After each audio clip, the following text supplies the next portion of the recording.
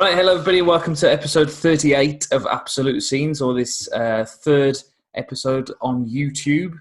No comments, Yeah. Billy, so far, no likes, not many views at all. Well, we're not well liked anyway, so it doesn't make a No. difference. But if you do want to find us on YouTube, if you listen to this, if you're one of the 11 people who listened to the last episode, then it's Absolute Scenes Podcast on YouTube. Scenes Pod and Absolute Scenes Podcast on Twitter and Instagram. So find us there and you'll see very, very little content. I think that's the problem, Billy. We don't put anything on there. No, that's the main thing. We do need to probably increase our social media presence. Yeah. As well, I think it's quite difficult. I think being to do that over there because everyone's just been posting what they've been doing over lockdown. I know you've been busy, as you're probably going to move on to quickly. You've been doing up your house and things, so it's not been that entertaining. Whereas now, once we start moving out of lockdown and stuff, hopefully we'll be able to post some more stuff when things start to happen. I'm going to just check on how you are, Billy, because we've just been talking before this recording, but I haven't mentioned the FA Cup final. Talk me through your thoughts, feelings, emotions. We're not going to talk about that. We'll quickly move on. No, it was... I'm equally as gutted. Yeah, obviously you are as well. But I don't know. Obviously, I'm looking at it through rose-tinted glasses. I thought losing Azpilicueta was obviously a loss, and then Pulisic at the start of the second half. I thought we started well, and then we just got complacent, and then they were targeting Azpilicueta, which was I think that was quite different to see, because I don't think many teams have done that. Not that we've played a back five quite a lot, but when we've played a back five, which I think Arsenal must have prepared and thought we were going to do, normally Alonso's the one which has been the player who's been targeted to our left-hand side, the attacking team's right. That's when the threats normally come down. But for it to come down the opposite side, it was quite different to see. And obviously then Azpilicueta pulled his hamstring as a result of him having to track back against, I can't remember the name of it. It wasn't Saka who they had on the left. It was another... Pepe? No, Pepe wasn't on that side. He was one of the young forwards they've got. Is it Maitland-Niles? Is that his name? Oh, Maitland-Niles. Okay, yeah. He was, and then Aubameyang was obviously running that. That's when the injury occurred. Obviously, there's been things about the referee said. It wasn't a red card, but like you said, if you'd have swapped them round, there wouldn't be much of an argument. If he'd been booked for that, if that was his first yellow, and then his initial yellow was the second yellow, then it wouldn't have happened. It wouldn't have changed anything anyway. But just to stay on the referee for a second, there was a page on Twitter that listed a number of times where Anthony Taylor had made decisions against Chelsea. What's the story there? Is there some? What's the conspiracy? So there was Harry Maguire, the one I can remember off the top of my head. There was the Harry Maguire kicked out when he fell over. Nothing got done retrospectively for that. There's obviously this weekend, or last weekend as it was. I can't. Can you remember any of the images? I can't remember. But there were about 4 or 5. There was about incidents. four or five. Yeah, I think over. You could look back over the years and there'll be 4 or 5 with any referee. But yeah, it's just one of those things. At the time, I was furious. But it was just one thing after another. You could just see it. The red card, the 2 injuries to 2 key players. It wasn't our day. I don't think Arsenal particularly outplayed us or anything like that. We still threatened when we had 10 men. And it was just a case of we just were unlucky on the day. But like I said in the last podcast, I'd have taken a cup run and 5th at the start of the season, and I got a cup run and 4th. So at the end of the day, I'm happy. We've got Champions League. But in the news ever since now, it's probably been in the long term, it'll probably be a good thing for us, because apparently 11 players are going to be sold now as a result. From Chelsea? From Chelsea. I think 3 or 4 of them are probably going to be one of the 62 million people we have out on loan, Bakayoko. I think Bakayoko was one of the names I saw mentioned, and is it Babarahman? I think his name is. Babayaro. Celestine Babayaro.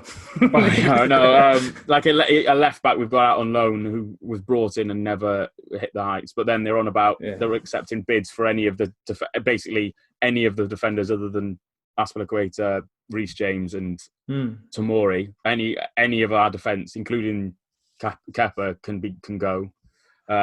So it looks like we're going to be busy, even more busy in the summer, which you can't complain about. Well, no, Kante's another one who's apparently been linked with Chelsea. Are happy to let go because he's only played half the games this season, so that could be an interesting one. But the news I've seen today is that Willian is going to Arsenal. Yeah, any legs in that? Yeah, I would say so. Chelsea have been adamant that they're not going to let him they weren't going to give him a 3-year contract, which he wanted. Apparently, it's going to be 200 grand a week as well, or in the region of that. So 200 grand a week for someone who's 32 or going to be 32 when he's been probably more of a rotation player, even more next season. Like I think he's been a key part for the last few years. But with the transition period now we're going through and 200 grand a week when someone's potentially going to be 35, he's going to be on that money till he's 35 is quite a lot. Sad to see him go, but considering the likes of Drogba, Lampard, Terry were all offered 1-year contract extensions and he's been offered a 2-year contract extension and he's turned it down, wanting for 3, it's a bit, I think he'll do a decent job at Arsenal. He was heavily linked with Barcelona a few transfer windows ago. I think Inter Milan, but potentially Tottenham will be linked with him because of Mourinho. He won't have a problem finding a club, but it'll be interesting. I don't know what you think, but 200 grand a week for someone who's 32, I don't think he's worth. Well, if he went to club like if he went to somewhere, where if you wanted regular football, then going to someone like Wolves or, lower down the table, they're not going to pay, I don't think, 200 grand a week for him. No. So our top paid player at the moment is Moutinho. I think Moutinho and Patricio are on similar amounts of money, and they are our oldest 2 players as well, ironically. Yeah. However, the impact that they've had on the team is immeasurable. They've paid that money back already through all the points that they've won us in the league and the games they've won us in cup competition. So I don't begrudge paying them that level of wage, but somebody who's going to come in and, well, I suppose Willian, if he was to come to us, would play every game probably, or would expect to play every game. But there's so many teams of Wolves sort of stature that it's not in their club's ethos anymore to buy these older players. They'd rather have young players and build them through the club. It's a case of, especially Williams, he's been reaping the praise a lot of the missing because he's been heavily influenced. During lockdown, during the restart, he was having a lot of influence on the game. But he's scoring free kicks, penalties. He was on penalties, penalties. So he was scoring those type of goals. And so, whereas we've got Mason Mount now who can just, you just hit whatever that video is and it goes in. There'll be someone, Jorginho, if he stays at the club, he's more than capable. He was our penalty taker. It was just a case of Willian wasn't taking him. There'll be someone to step up and replace him. I'm not got any issues with that, especially if Havertz comes. It'll be a case of there'll be even less time for him. But there was another big game at Wembley this week as well, which happened last night. Did you watch that, Billy? The playoff final, Brentford. I didn't watch it. No, I didn't watch it. I heard it wasn't as advertised. Was the words, because I think everyone was expecting loads of goals, and obviously it went to extra time. I'd forgotten it was on. I realised it was on, and then forgot it was on, and then checked. I think there was like 10 minutes to go. I didn't realise it was 0-0. I did a pretty similar thing. So I knew that it was on, but England were playing Ireland yesterday in the cricket. And it was a very, very entertaining game of cricket. And Ireland won, in fact. They chased down quite a heavy, quite a big score, 329 to win. And it went down to the last over. And I was flicking in between the two. And I thought, it looked such a terrible game. They're always tight affairs anyway, and that's when there's 90,000 people watching the game. But it seemed even tighter. I don't know if you've seen the goals, but the free kick everybody will be talking about. Joe Bryan, 35 yards out, spotted the keeper. I think they spoke about it after the game. Scott Parker said, I heard he lobbed the keeper, not lobbed the keeper, but caught the keeper. He caught the keeper unaware. So he said that they'd watched the Brentford goalkeeper for months and months and months and noticed his positioning on free kicks from that sort of distance is very attacking. Like he comes to collect the ball above the defenders. So he's on the edge of his 6-yard box. And Joe Bryan for Fulham spotted this and whipped it left-footed into the near post, and he flapped and couldn't get across to it. Yeah. It was a very, very cleverly worked goal, but it was a bit of a shame, I think, for the neutral that Brentford didn't get promoted. However, I have seen a lot of Swansea fans be very, very glad that Brentford did get promoted because of the way that their manager, Thomas Frank, spoke about them after the playoff final. Yeah, I think. Yeah, I'd heard again the same, but I haven't. My brother's a Swansea fan, and he hasn't. Well, he's not one of many words anyway. But I heard that it was a case of there weren't a lot of people happy. But I know I spoke to my friend who's a Villa fan today, and he was saying about that. I think unfortunately, a lot of clubs are happier now because Brentford are probably going to get torn to pieces in terms of their front three. Chelsea have been linked with one of their forwards. Is it Janssen as well? Has been linked to, I think, with like Villa and the other chap. What's he called? Benrahma. Benrahma's been linked with Chelsea, and then there's another one. Yeah, he's been linked with. So again, another one. He's been linked with us to come. Whether we'll keep him on the books or send him out on loan, as we seem to do. But I think a few like Leeds and Villa, I know, have been linked with quite a few of their forwards.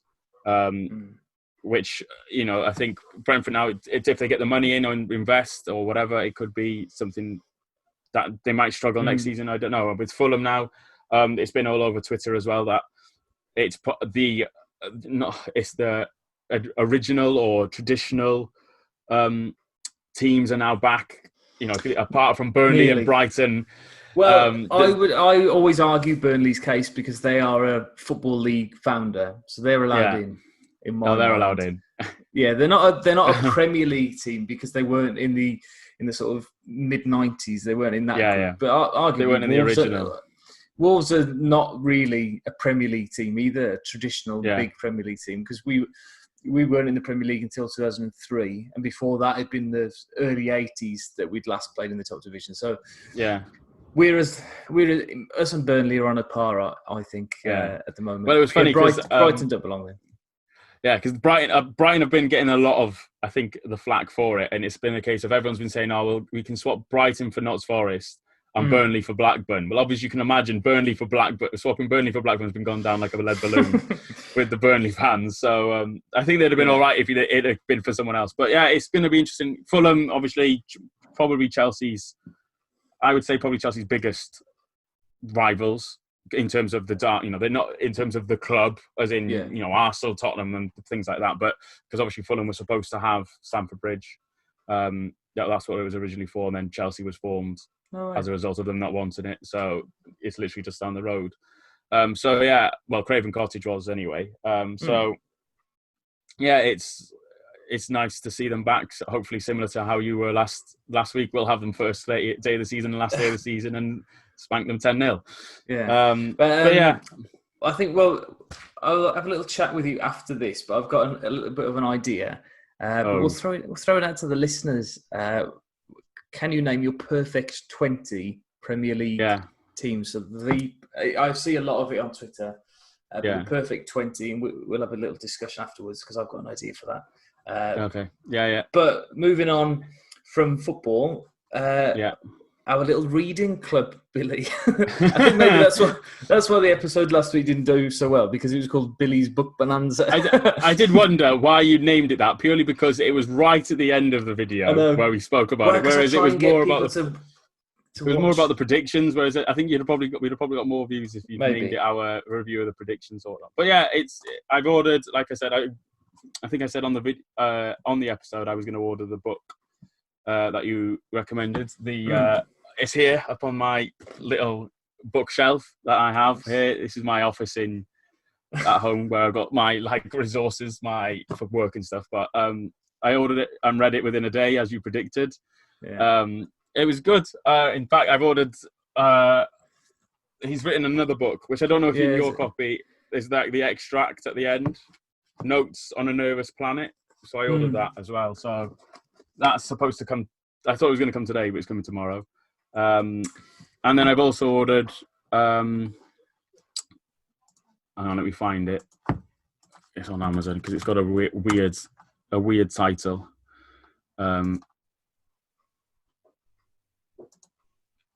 It's something. It's to do with it's to do with not isolation, but along the lines of isolation. It's about a chap who's hides in the woods and has got arrested because he was stealing things. The Stranger in the Woods. It sounds like a thriller or a horror, but it's about this hermit who lives in the woods and has been in solitude and wilderness and surviving and trying to and been taken out of society and things.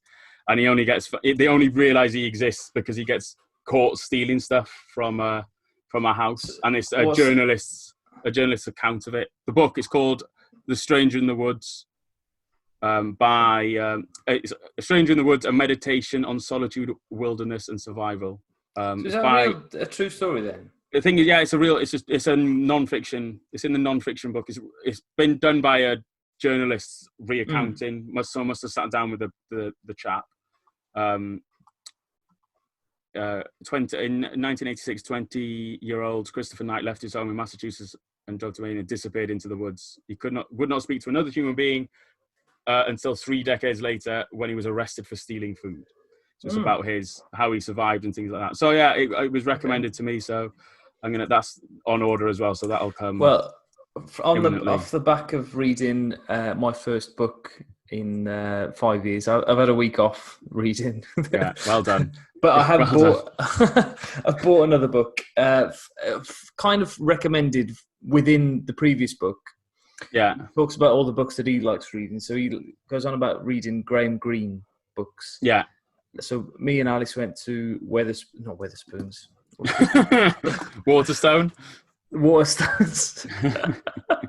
I have been to Wetherspoons this week. I'll tell you that in a minute.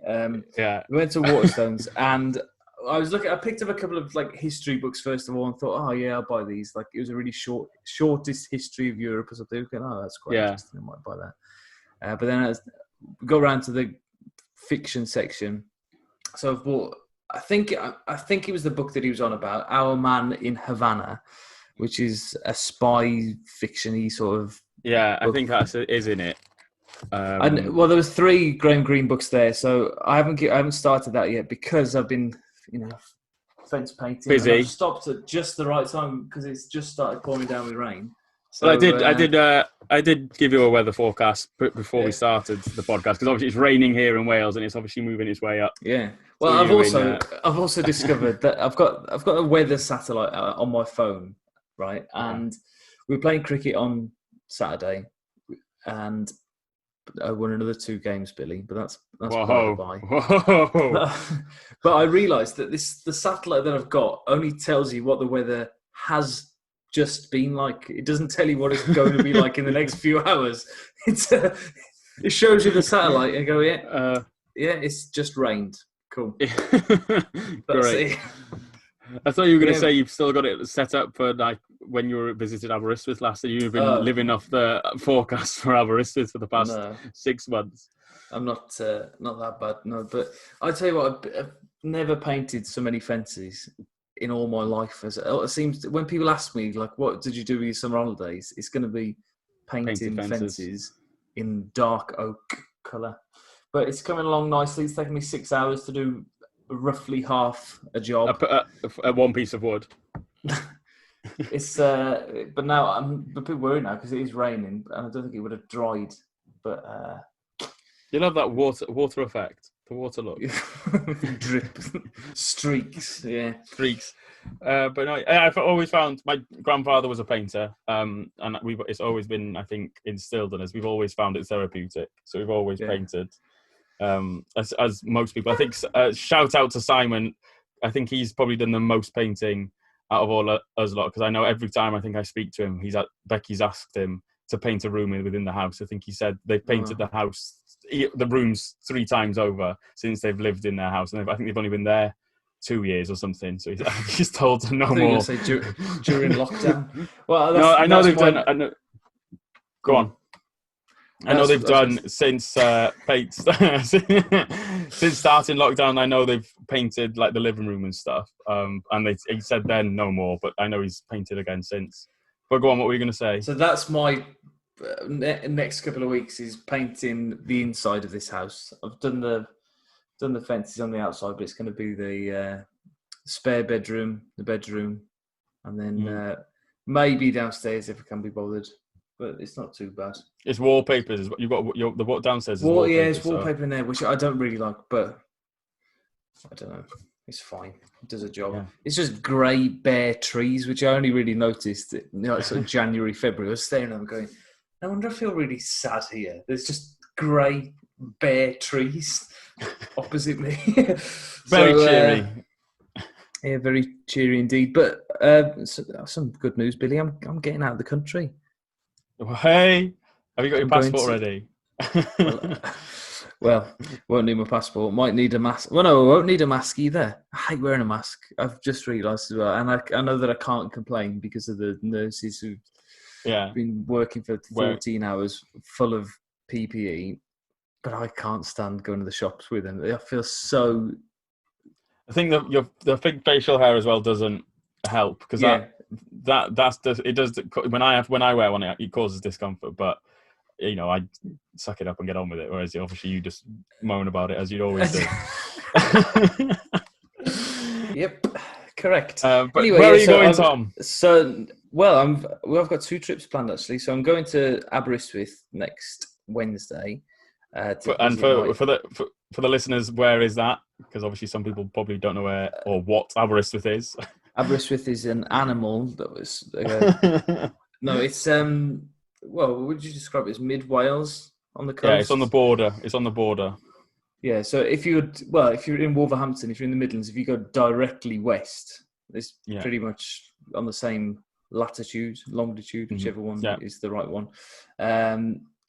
So my parents have a caravan there. They've been there for nearly a month now, I suppose, 3 weeks. Yeah. And then I'm going to join them with my brother and my sister. Oh, brothers and sister. And we're going to go. One of your brothers is there already, is he? Yeah, that's right. He's been locked down in Aberystwyth, all lockdown. All the time. Mm-hmm. And then, he's been locked down for 3 years. He's called at university. As we did. Yeah, but we're walking up Cadair Idris, and then towards the last week of the holidays, 24th-ish, I'll be coming slight. Well, I don't know which one's close to you, Billy. Pembrey or Aberystwyth? Probably they're probably not as. I think Pembrey is probably further, just because of. It's probably Carmarthen. It's the other side of Carmarthen, isn't it? It's the Llanelli side of Carmarthen. Yeah. So whereas Aberystwyth is just a straight road. So in terms of time taken to get there, Aberystwyth would be quicker to get to. But in terms of distance, I'm not sure. But yeah. So I'll be. Perhaps we can see each other for the first time since Madrid. I've still got your Monzo card, by the way. Oh yeah, I did. I haven't missed it because obviously I haven't been anywhere. But yeah. It'll be maybe a podcast in essence of Madrid, but in Aberystwyth. Yeah, maybe. But yeah. The other thing, we've got a few other things written down. If we go next to the Trump interview that I've written down, because I watched the whole 37 minutes of it yesterday. Because have you watched it as well? I haven't watched the whole 37 minutes. I think I saw the highlights of the original interview and then the edited interview of Trump interviewing himself. I've seen that as well. Which is about a minute and a half, which is brilliant. He's clueless, isn't he? It's mad to think that people voted for him in the first place. It's even scarier to think that he'll probably win the election again. Yeah, well, I don't know if you probably haven't noticed or heard about Dwayne "The Rock" Johnson. He's just bought an American football. They've got it's called the XFL, which was started by one of the wrestling companies, the WWE. They filed for bankruptcy. That company filed for bankruptcy, and he's bought it out.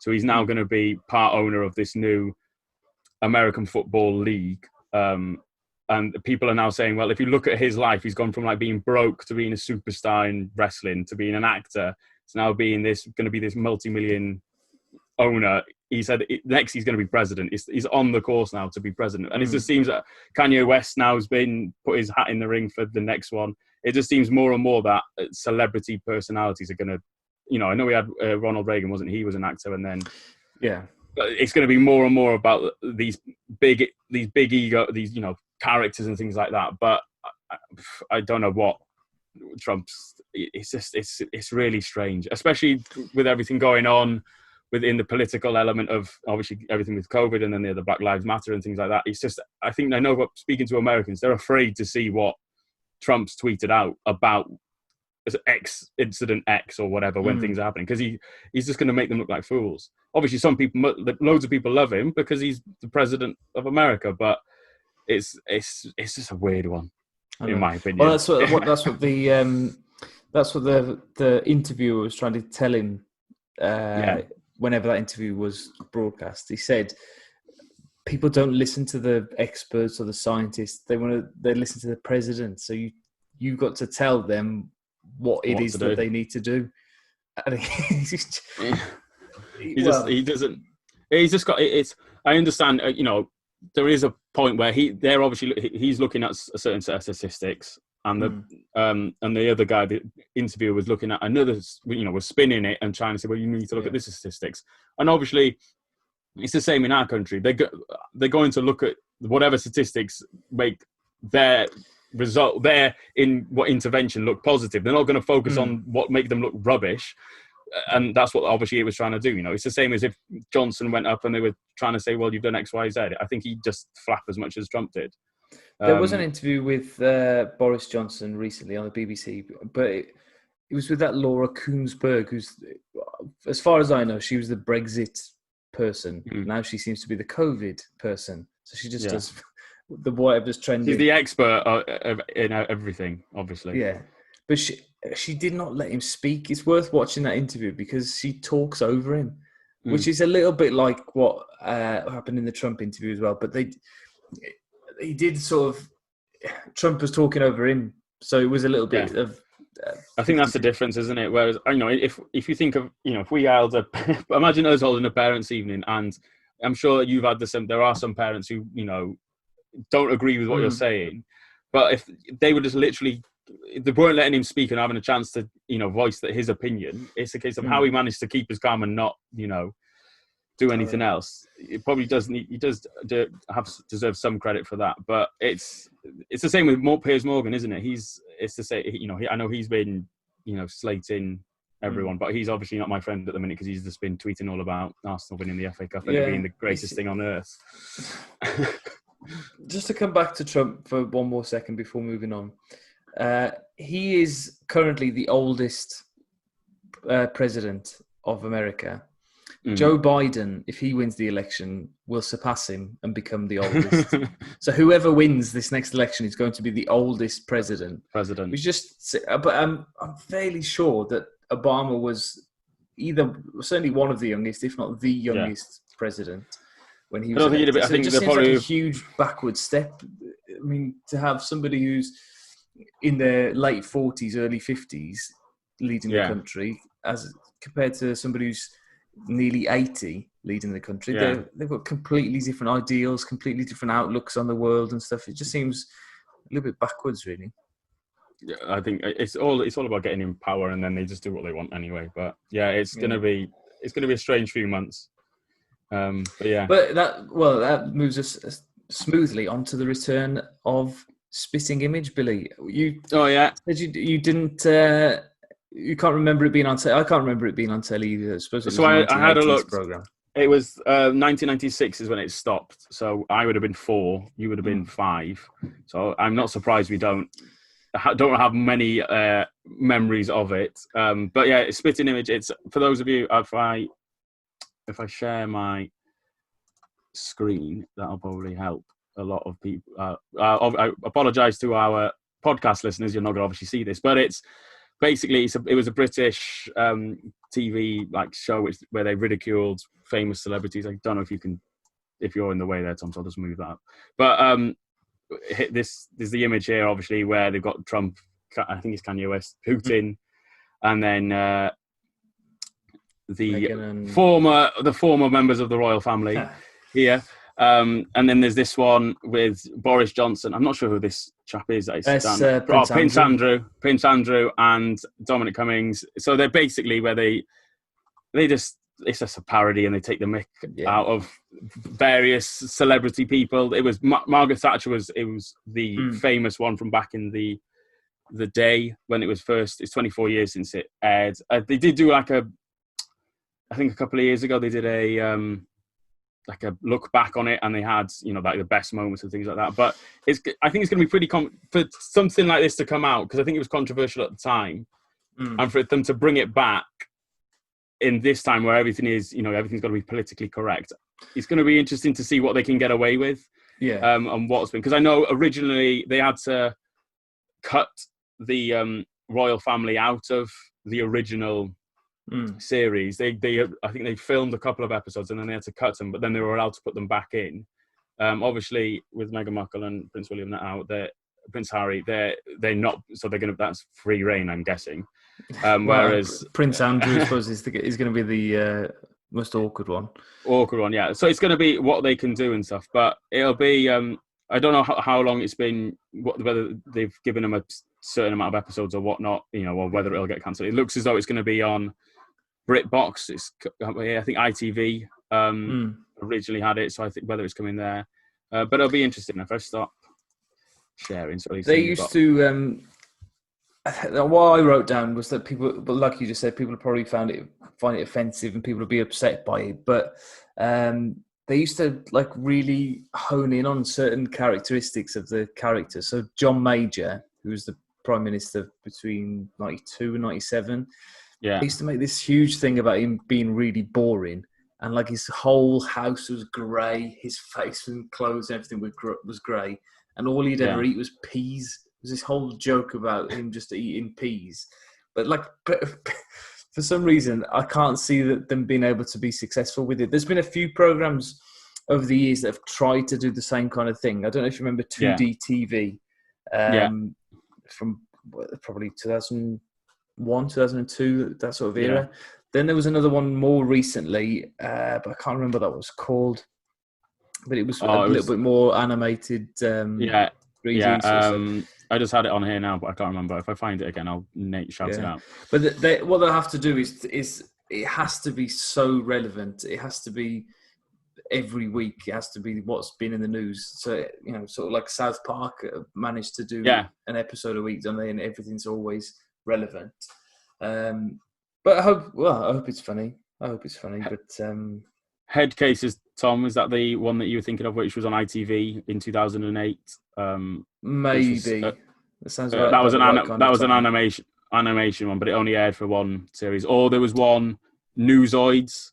Oh, Newzoids, I remember, yeah. That was 2015 then. Okay. So yeah. Might be. But they've got. I don't know. I've lost it now. But they had Mark Zuckerberg as well as one of the puppets they've got, which he just looks normal. I've ended up watching a few clips of him because they've all the CEOs of Google and stuff have been talking about something this week. But something cropped up on my YouTube of him being grilled by, I can't remember her name. She's got 3 names. She's a senator or a congressman or something. And she absolutely batters Zuckerberg. And just highlights that they're all really cretinous. But I didn't want to talk about that anyway. But what I did want to talk about was things that I've been watching this week. I watched a film the other day called Dark Water. Oh. I know. What I found, I'm so old now. I can't watch a film in one go. No. Well, when we were doing the film back at the start of the year, and I remember us talking and me saying, "I've managed to watch whatever film you recommended," and you'd be like, "Well, I managed to watch half of Coach Carter, and then I had to go for a nap, and then but I think Coach Carter was all right. I think because the first hour of it was slow to build up, and then it started to kick off, and you were like, oh, it started to get, and it, whereas there's been other films and things, but so this film, Dark Water, which is Mark Ruffalo.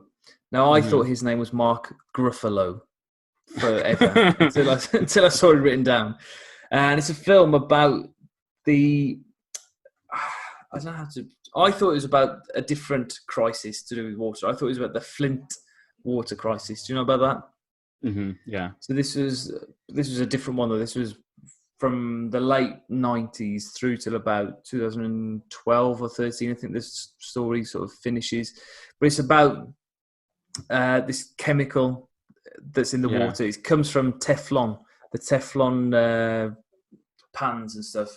It kept this factory was not getting rid of the stuff properly, and then all these cows started dying very, very close by, and this bloke went to a lawyer and said, "Can you try and find out what's going on, please? Because all my cows are dying."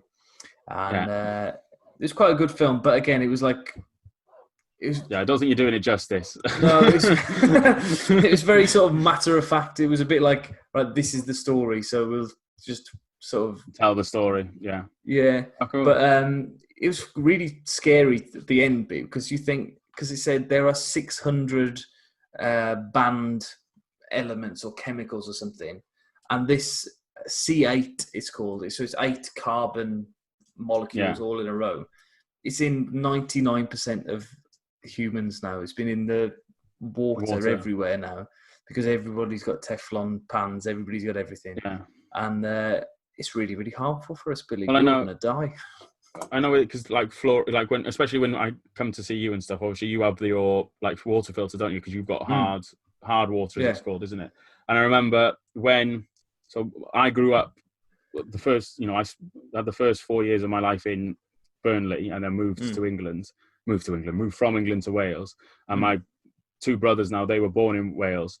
And the difference in our teeth of my sister and me and my brothers because of the fluoride and stuff, you can like they've got their teeth have been a lot. I think my youngest brother, he just has horrible.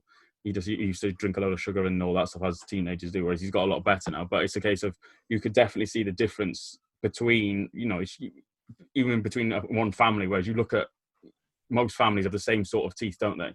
And I'm the only one, fortunately, who hasn't had to have, hasn't had to have braces, but my sister and my brother, they had to have braces because of their teeth and things. So it just shows like the chemicals in there, like something as simple as fluoride, whereas you go onto things like Teflon pans and things like that, it is scary, but we just don't know. We don't know. I don't want to get very Alex Jones on it, but I've been on a more lighter note. I've been watching. I think we spoke about it before. I've been watching Brooklyn Nine-Nine on Netflix. I'd watched the first. I think I'm on the 5th. I'm on the last season that's come out, or the last season that's on there. So I think I'm on season 6, which has been good. It's similar sort of. It's what's his name? Not Adam Sandler. What is it, Adam? Who does? It's it's Lonely. Is it Lonely Iced Tea? Is the name of the YouTube Brooklyn? It's done by. Here we are. Great, Adam Sandberg. Andy Samberg is the name, and he's from YouTube. The Lonely Island. Is the YouTube. He had a music group, and they did really. You probably remember him if you Google them on YouTube. If you look them up on YouTube, they did Captain Jack Sparrow with. I can't remember. His name. They're the ones that you showed me before. Probably or something. Yeah, right, okay. He does loads of different ones, and they've done like stuff with Justin Timberlake. They've done it. They were probably when we were in university. We probably watched them alongside Tobuscus. And things like that, but I'd recommend people watching it for. I think they won a Golden Globe for Best Actor. It says here on the Wikipedia page. But there was something else that I watched. I think I finished it last week. It was called the Test, and it was following the Australian cricket team during last summer. That was quite entertaining because it was like behind the scenes in the Headingley Test match, and they were going like, "Oh, we've just got to get Ben Stokes out through the whole thing," and then there's one very, very funny bit where they have the chance to win the test match in that Headingley Test match. There's a run out, they throw it to the bowler's end, and the bowler drops it and would have run out Jack Leach. And the coach turns around and kicks this bin flying across the changing room because he's so annoyed.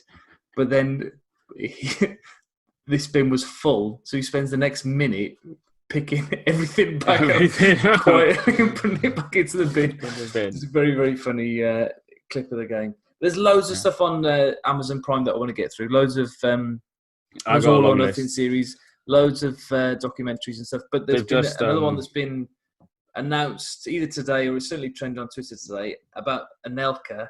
Now, the thing that I wanted to tell you before, because I was going to bring this up, was that when we were in university, Liam Gregory came to me and said, Leeds have been linked with buying Nicolas Anelka. So this would have been towards the end of his career.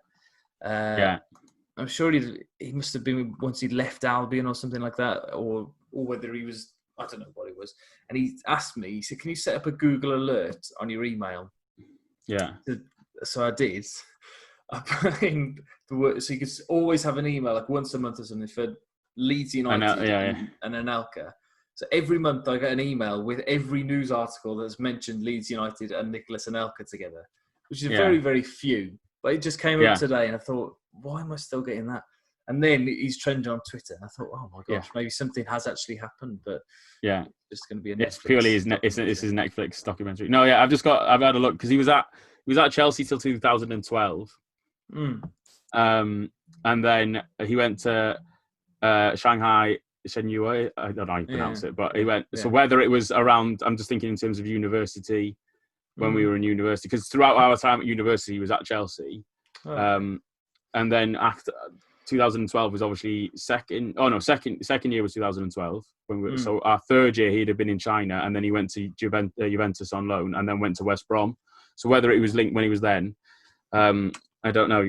Hopefully, Liam, when you're listening, you can text in and tell us. But yeah, I think it'll be a pretty interesting documentary purely because of how well traveled. Because he was supposed, not that he, I don't think many people will argue, but I don't think he reached the height that many people thought he would. He was well travelled and went, he played for some really great clubs. City, Chelsea, like as I've mentioned, Juventus, as I've mentioned, PSG, Liverpool, Madrid, Arsenal. But I think a lot of them were such illustrious clubs. Yeah, but carry on.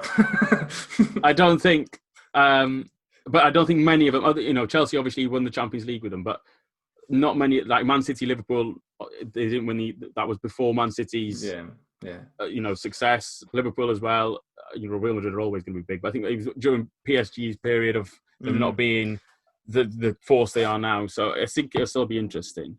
I saw Arsene Wenger talking about him yesterday, and he said that because he was so successful so young in his career, he didn't have that same hunger then going, once he'd realised he could just get loads of money by going from place to place.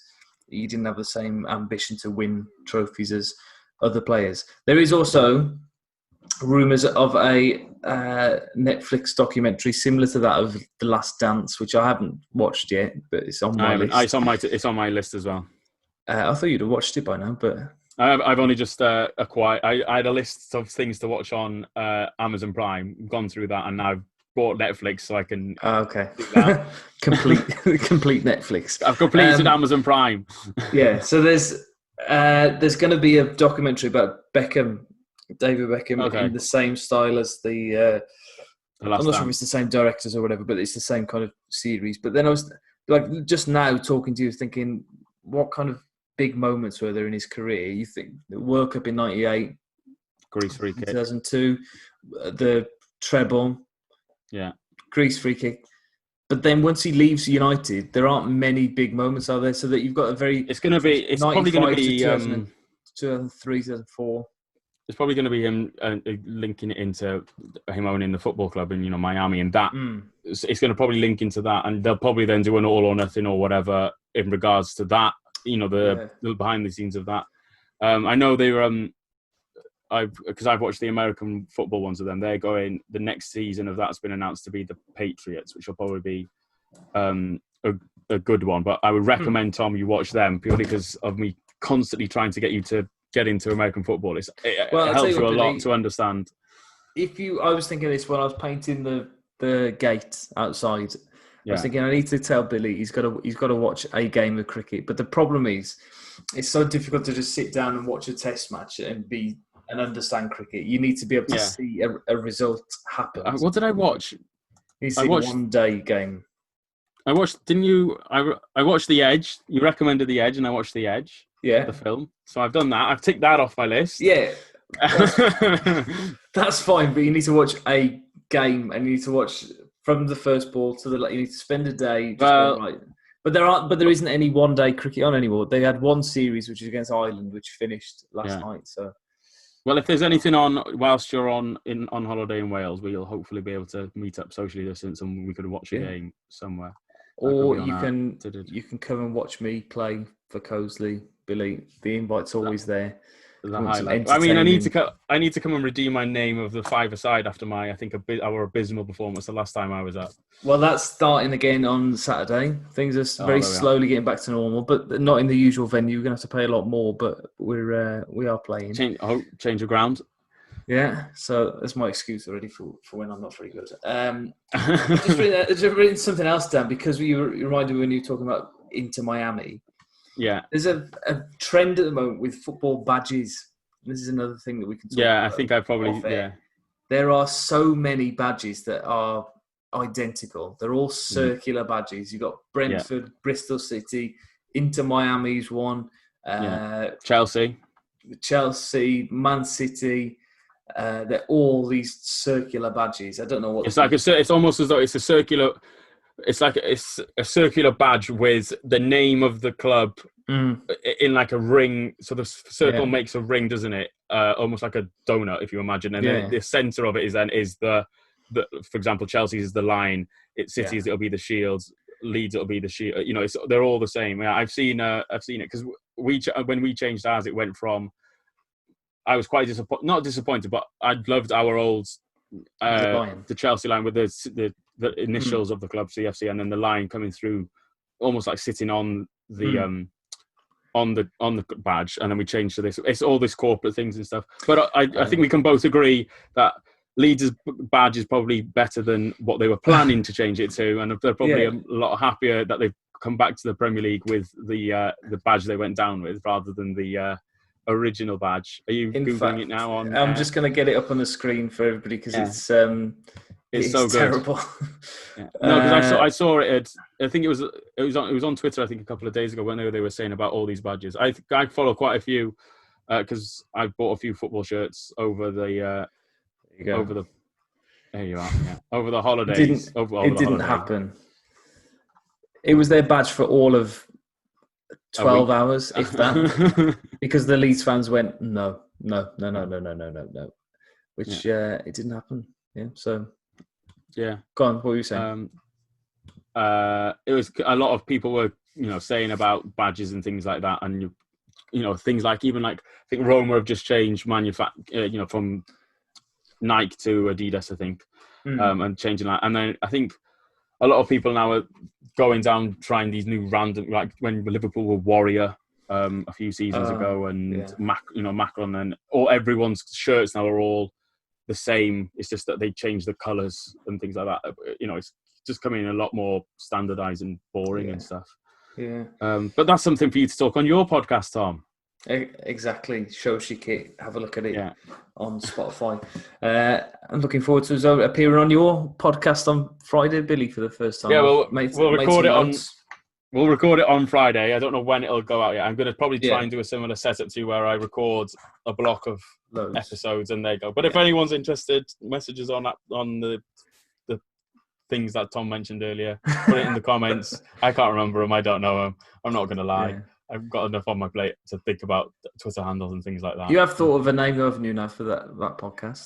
Yeah, I'm still flipping a coin probably between the two. It's either going to be the Backpackers Guide to Travel or a Backpackers Guide to Travel. I've asked a few people, including you, and I've had mixed responses from both. But one vote, it's either saying, yeah, that makes sense, and no, go for the original, because it's a play on obviously a famous book. That's why the thought process came from. But yeah, by the time it airs, I hope I've thought of a name or honed in. I think compared to last week where I had no idea, I've homed in now on it's literally a word and things. But yeah, it's getting there. But yeah, at least I'll have a pilot episode and be able to ask people, please come talk to me. I've made quite a few notes, but I can only think of one thing that I would definitely bring with me. I'll ask you on air. I'll ask you now. Are you giving me, like on Desert Island Discs, they give you like the complete work of Shakespeare, a Bible, and something else as given. So am I allowed like my phone? That's you'll be given like clothes. I'll allow you like clothes, like a rucksack and things. It's more if there's something in particular. For example, you might say a Wolves shirt, one of your Wolves tops or something like that. You might, something along those. Or if there's a particular, piece of equipment, like for example, you might want to bring a camera because obviously you've got a particular camera. Whereas most people, I'll allow you your phone because nowadays phones are quite good in terms of the footage and things like that. But you can ask me more specifics probably off air because it'll probably get a lot more logistical. But yeah, is there anything else? You had another thing I'd seen in the notes, but I don't know if we've got time to talk about it, and I don't know why you mentioned it. And then you text me saying what? So over the last couple of weeks, I've been growing increasingly bored of FIFA on the Xbox, and I can't believe really how rubbish it is as a game. Like having played now career mode for quite a long time with Macclesfield, you realise how many huge holes there are in the game. Like the team have grown to be from League Two to now Champions League team, but they're still playing in a tiny little stadium. Yeah, like there's nothing that changes about the team. The kits don't change. Things like that, little tiny details, which I know are probably because of their licensing or whatever, they have to have Macclesfield always playing in the same kit or whatever stupid things. But you've got no control over really. Whereas like in Football Manager, you can change all these things, can't you? Yeah. Yeah. Well, yeah. So you can accept different. The graphics are so small that you can't really tell on the pitch that the shirt sponsors have changed and stuff, but things like that do change, and then they do affect the club.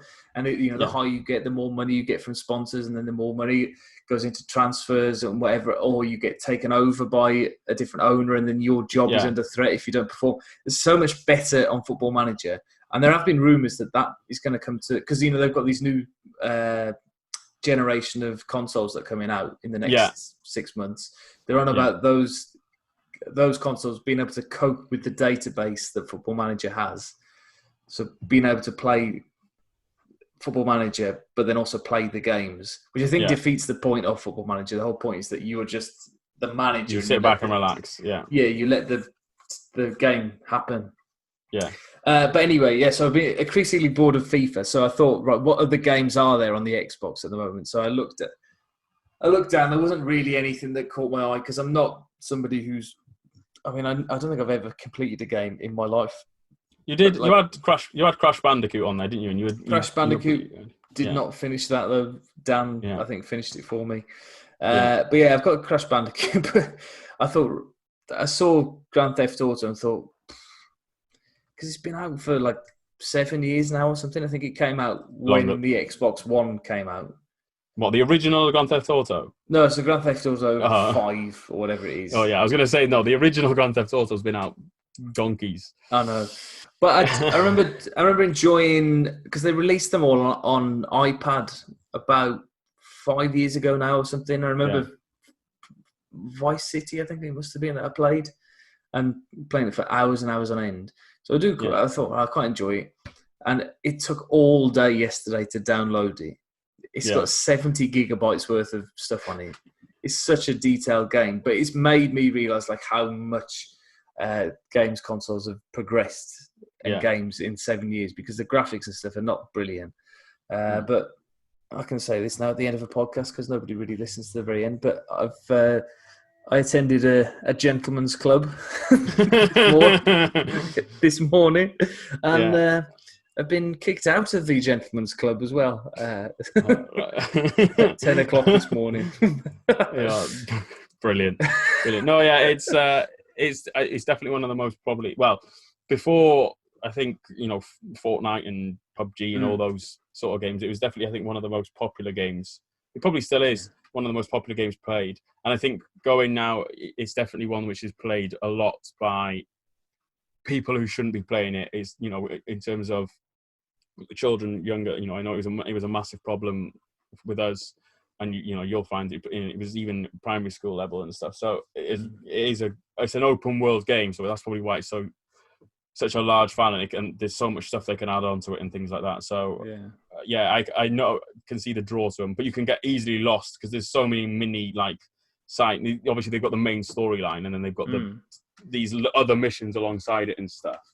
But yeah, I'm glad you found something to you know, keep you entertained. I was going to mention about FIFA that apparently they're getting rid of some of the celebrations in the next FIFA. It's been announced apparently of the silence in the crowd celebration.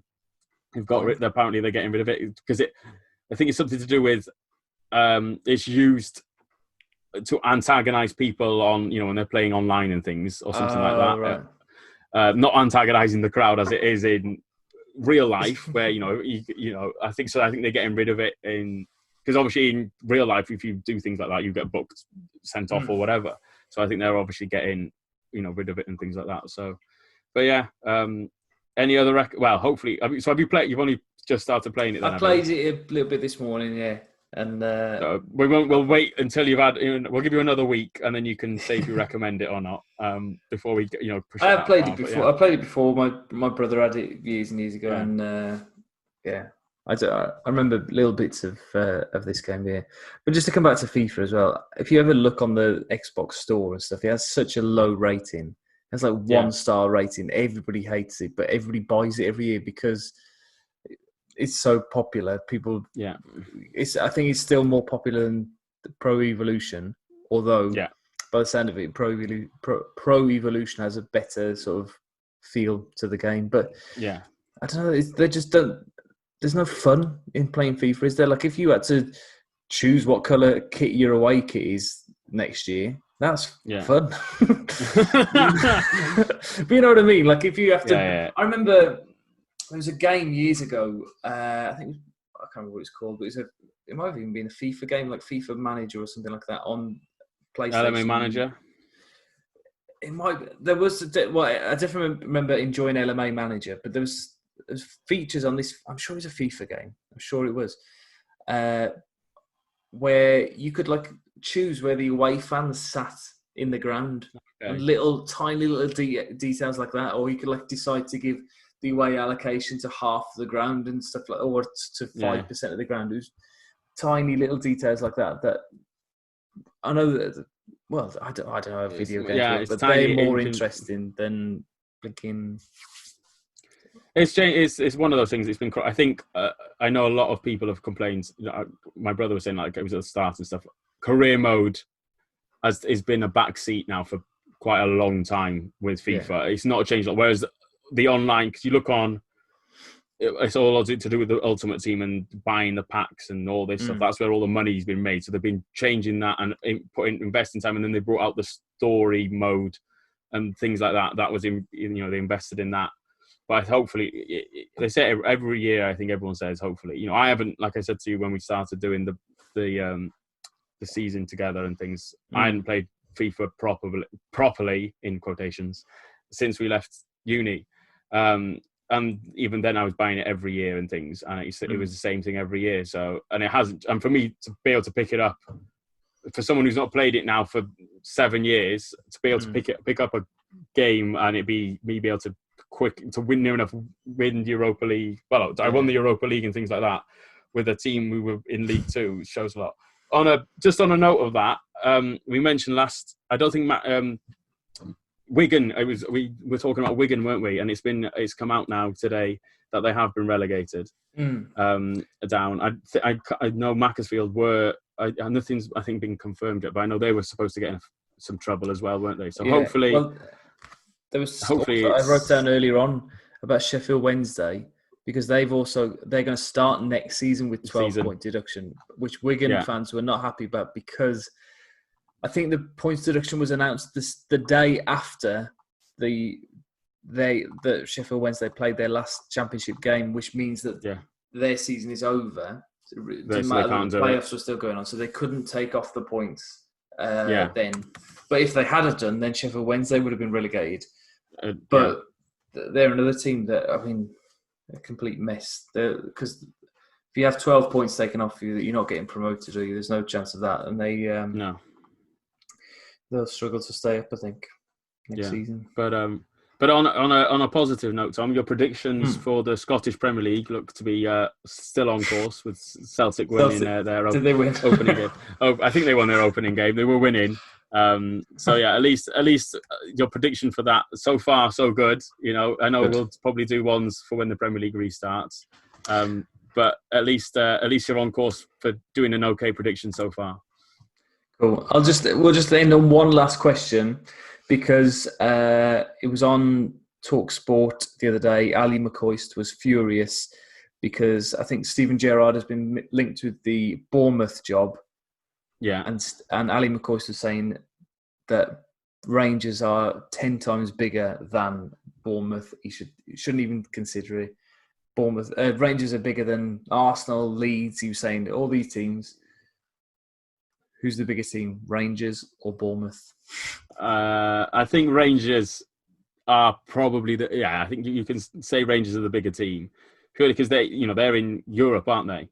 You can get to, Europe in terms of there's always the argument, isn't it? If the Scottish teams, similar to how the Swansea and things like that did, if they came down and joined the English leagues, where they would fall and stuff, that's a different question. But you can't. Celtic and Rangers are two of the biggest clubs. And going off just purely off what you say, Tom. They look at the size of the stadiums, exactly. And things. Obviously Bournemouth. Not to disrespect Bournemouth, but they have been in the Premier League for quite some time now, and they are a big club. But no, but you know what I mean. You could go back as far as but in terms of it's the same. You could turn like Wolves now, or obviously they've gone to, or Sheffield United, they've just missed out on Europe now, and Rangers, if they were both in Europe, which is the bigger, better job to have and things, he's probably more likely to get a better job at a bigger club by having the Sheffield United job or the Rangers job. Rodgers now has gone from Celtic to Leicester City, whereas is Howe now going to get a job for one of the top 6 or whatever clubs in England now? After this season, I don't think so. Whereas if he'd have gone last season, maybe he would have. But it's going to be I don't agree with that statement. I don't agree with the statement that Rangers are a bigger club than the likes of Arsenal and teams along that. I would say as much as it pains me to say that Arsenal are a bigger club than Rangers, I think nowadays you have to say that. Yeah. Okay. Right. Well, we'll leave it there. Thank you, everybody, for listening. If you managed to listen this far, then please let us know, and please share the podcast to somebody else. And maybe you could brighten up somebody's day or make it worse. Share it either with your friends or your enemies, depending on how you felt about it. Right. So, see you, everybody. Bye.